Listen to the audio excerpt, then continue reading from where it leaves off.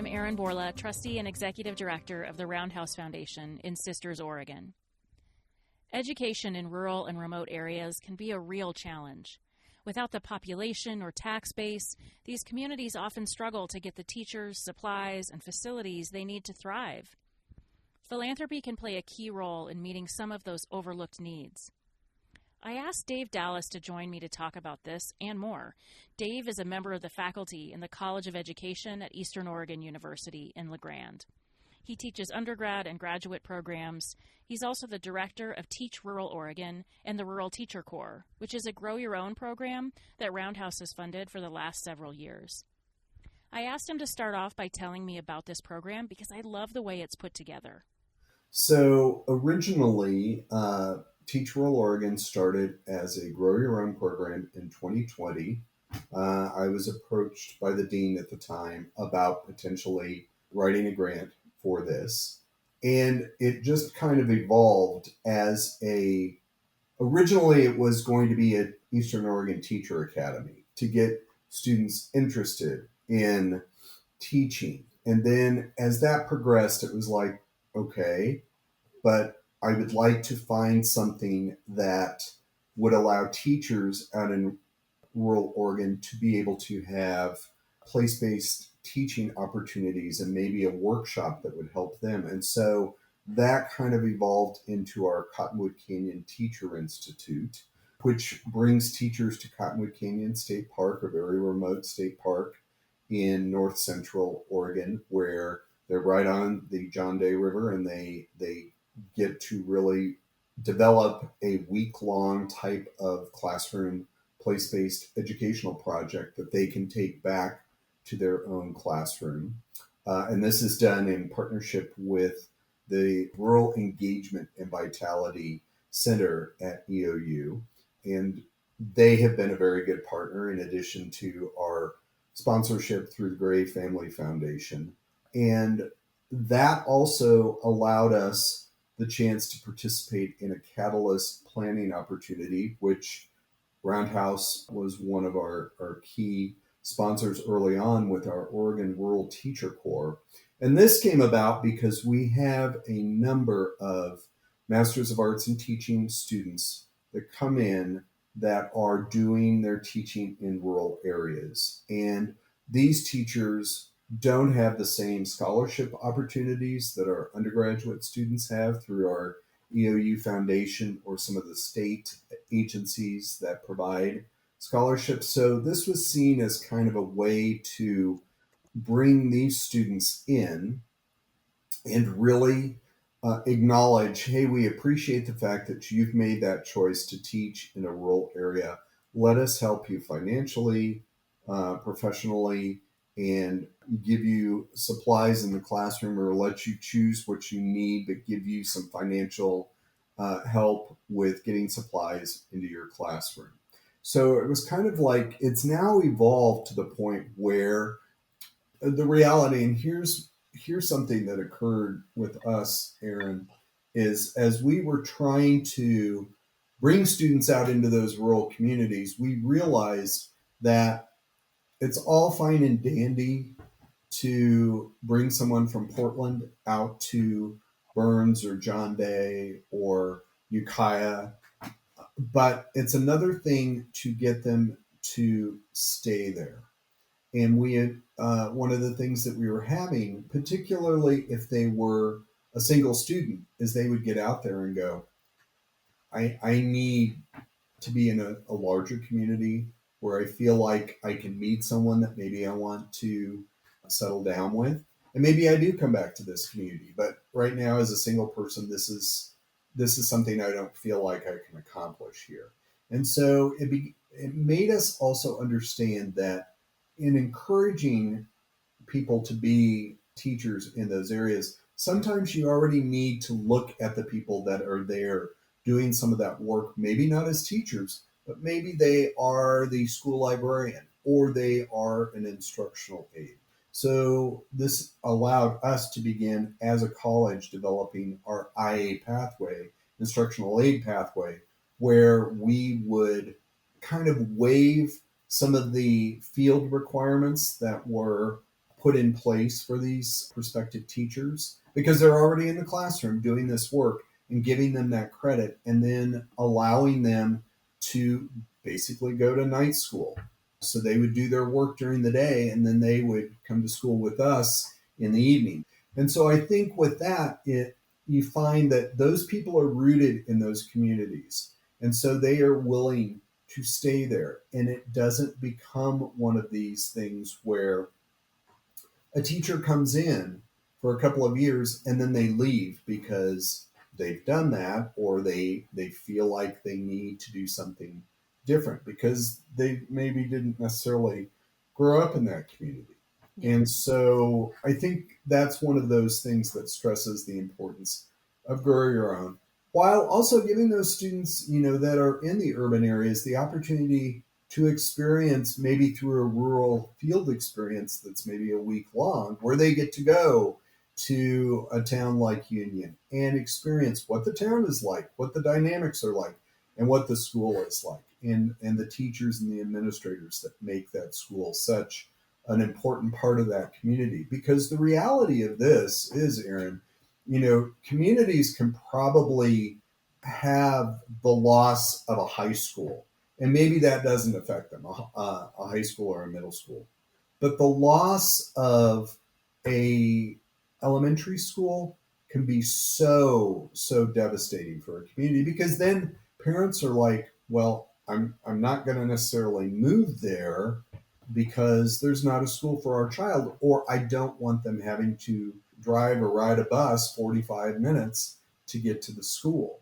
And I see this all the time when I go on when I drive to LeGrand because I have to go through Kent and Shaniko and Grass Valley, and I see the old schools that used to be there, and they are no longer in use. And it's not to say that those aren't communities that have value and have grounding, but you do wonder what the future looks like for those communities without a school. Hmm. And those schools are a community hub for many Yes. places. We just did some work with Doofer School, and they put in Hmm. a school based health center because their school district covers 500 square miles. Yeah. And to get to the closest medical provider, not necessarily the one that you might need for whatever issue you're having, but it's at least 30 minutes. So Yes. to be able to provide some of those community resources at those schools is so critical to the development of community, for economic development, for prosperity, and for community well-being. And the culture of the community a lot of times is built around that. And I think about either the football or basketball games. The community, that's the thing to do when you go by Sherman County High School and you see their football stadium there. On Friday nights that is where everyone in Morrow and probably Grass Valley and some of the other communities are. That and the post office. Those are the community hubs for those communities. And it was interesting in one of our videos, Heidi Sipe, who is the superintendent out of Umatilla, said, the school is the one they may host the baptismal party, the wedding party, the engagement party, or the funeral. Those are the places that the community goes to meet because in time, sometimes that may be the only place large enough to be able to hold everyone. Yeah. Yeah. And you see it now with, when these town hall meetings that are being held by our representatives, they're held in high schools, Hmm. usually in their gyms, because that's the place that can hold everyone. Hmm. Well, we were talking about the Rural Schools Collaborative and their place-based grants, and that is something that Roundhouse came alongside this year. And I think it's an opportunity for other funders if they're interested in some of these place-based opportunities. Because you're right, social studies, that's where we start the core of civic engagement with our students. It's how we learn how a community works, how a community used to work, what the history was. And those grants are relatively small in the grand scheme of, as we talk about philanthropic resources and Yes. distribution, they're $2,500. And the teachers have the full opportunity to utilize those dollars. So I think it's such an interesting way to create a large impact on a smaller district or a smaller school. The nice thing about this also is at the end of the year, these signature projects, they have kind of like a day where all of the teachers come together from throughout the country and they present their projects to everyone. And so it's really interesting to see that. And then in some cases, a lot of these teachers, another thing that has been very beneficial is this emerging educators advocacy group that RSC has students in. I have a current student from North Powder that I was talking to the director yesterday, and he said, "Oh, she's going to be doing this the next year, kind of serving as a elder advisor, so to speak." Mm. But these students get the opportunity to meet with teachers throughout the country. They learn how to write grants as part of this program, because that's another area that you just noted, that teachers are having to find resources in order to present and develop these wonderful programs and see their ideas bear fruition. And so I think it's interesting, and this has been the great thing also about this, is being introduced to people such as yourself, being introduced to people such as RSC that have this genuine interest in rural areas, and again being able to learn from them. I know with our professional teacher portfolio, that came about due to a site visit to Montana State University, and talking to them and going, hey, this is could be something that we could utilize at our own college, and then being able to kind of make it our own. Yeah. And so I think those things are really, really important as well. Talk about the grant writing. This is, this podcast is specifically for funders, philanthropic funders, about how do we get more resources to rural places. What challenges have you seen? What are the great things you've seen when you're working with funders, particularly now that you're sort of in this situation of like, how do we continue to move this program forward? Well, I think the biggest challenge is I'm not a professional grant writer. And I think that is one of the realities is, how do I get started with this? With mine, it was just kind of like, well, I might as well just jump in the lake, and even if it's cold, I need to get this done. And then discovering what is available. And then I will also say what I have found is getting the stakeholders and the powers that be. And when I say stakeholders, there's some such as yourself that are very aware of what is going on with these programs. But I will say with the state, with the legislature, sometimes I have found that to be difficult, even though I am sending this information out to them. And I get it, because they probably are getting, hundreds, if not thousands of these from other constituents from throughout the state. But I have been, I think, at times disappointed that our word and our story isn't getting out, or at least is not getting that awareness factor going, even though we've created some wonderful videos and we have a yearly end of year report that we sent out and all of that. It's still like, oh, I didn't know you guys were doing that.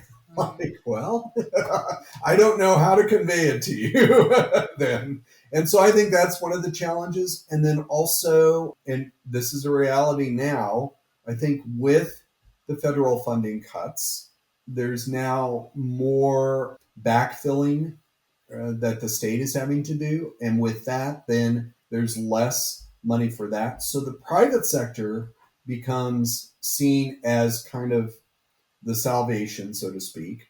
And with that, then all of a sudden, everyone is then approaching organizations such as yourself for these necessary things. And at a certain point, I feel like it becomes almost cannibalistic, that people are just eating up each other because of the lack of resources.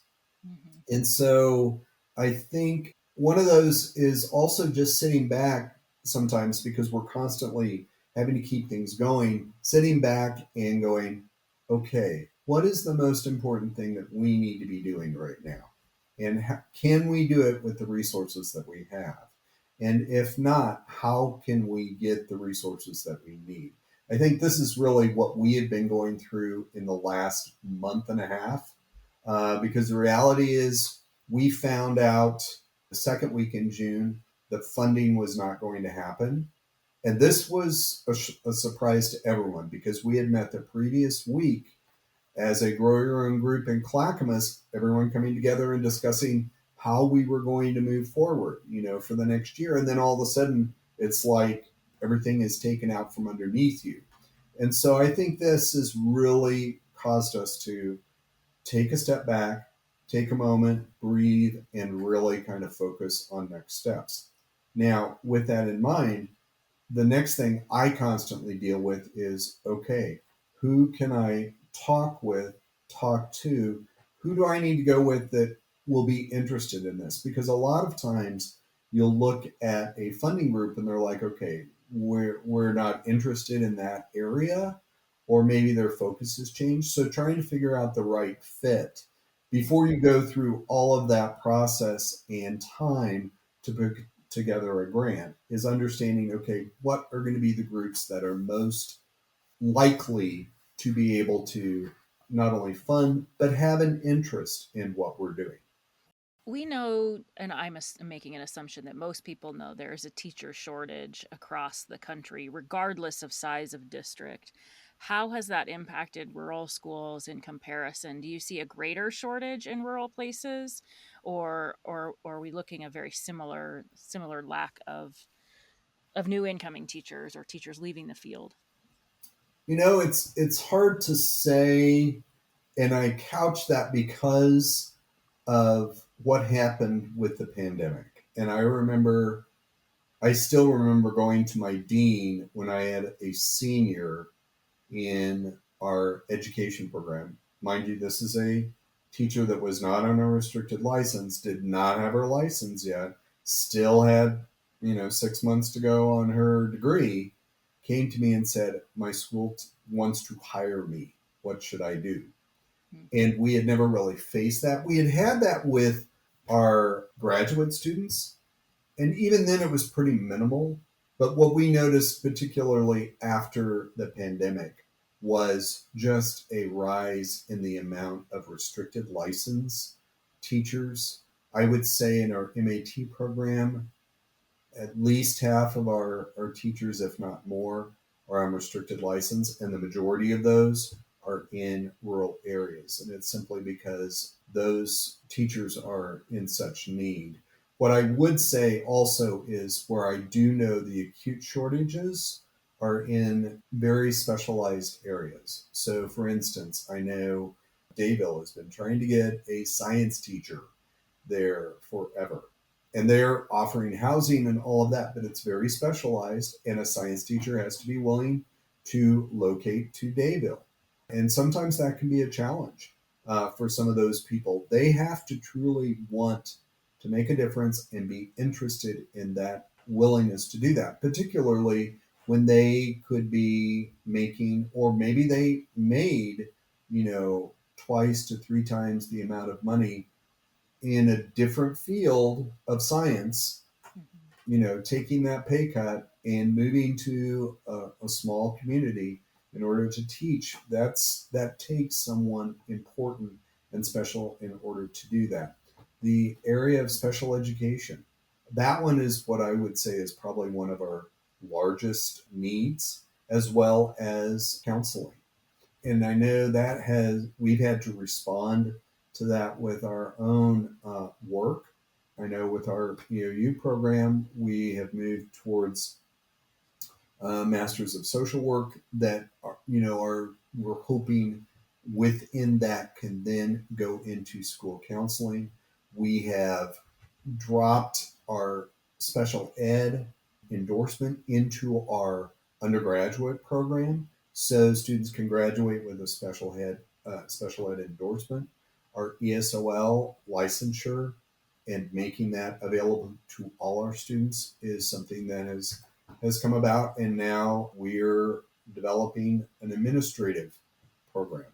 So administrators can get their degree and their license from EOU. And so those are those areas where I really see that there is a critical shortage.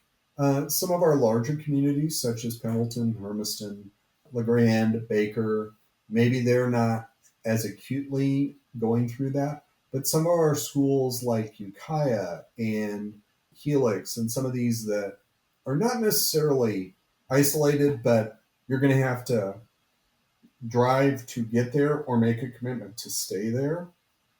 Those have been a little bit more difficult. And this brings up another area of concern for us that we've been working with a couple of districts on, as well as the Eastern Oregon Regional Education Network, is developing housing that is specifically for these teachers. Because one of the other things that a teacher will face is, okay, I'm willing to go to Dayville, but if I can't find housing and I'm having to drive 45 minutes from wherever to get there, that then becomes less of an interest for me, particularly in the wintertime, for some of these people that are, say Seneca. Okay, I'm willing to teach in Seneca, but if there is not any housing in Seneca and I'm having to drive from John Day in the middle of winter, that's not a really pleasant drive. It's a difficult drive at times in the summertime, and in the winter, it's even worse. And so I think working with those communities, to attract those teachers and also get the word out. I know that has been something that we are constantly working. Teach Rural Oregon is working with these districts and going, hey, what are your needs? So we can put this out for our MAT students that have already been accepted now. So, because it may be easier for them to relocate to Plush in July as opposed to maybe doing it in September. Well, you're really developing a well-rounded group of educators and highlighting the importance of how to do this work in rural places. We love those videos that you put out. So thrilled that you're able to share that work. It's just really incredible. So thank you for the work that you're doing. We're continuing to monitor the Grow Your Own program and how those programs are going to move forward over the course of the next few years. I'm glad to see that there's been a stopgap, at least for now, to ensure that your current students have some support, but really just appreciate what you're doing. Thanks for sharing yourself and your program with everybody. Really appreciate you, Dave. Thanks. And vis-a-vis, we truly appreciate our collaboration with the Roundhouse. Not only, I will say, financially, but also just the other people that we have met through not only you, but Cheney and some of the other people at Roundhouse. And just that acknowledgement, I think, like I said, you are one of those people that not only talks the talk, but you also walk the walk. You know what's going on, and you are constantly saying, hey, have you heard about this or this? You might want to look into this. I think these people are doing something similar, or you guys could learn something from one another. So we appreciate that as well.